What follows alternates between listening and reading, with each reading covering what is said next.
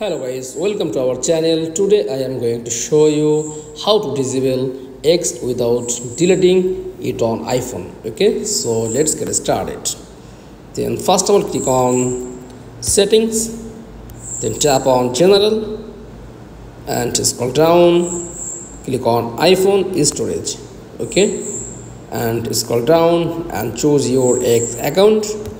Just tap and click on upload app and just click on this app,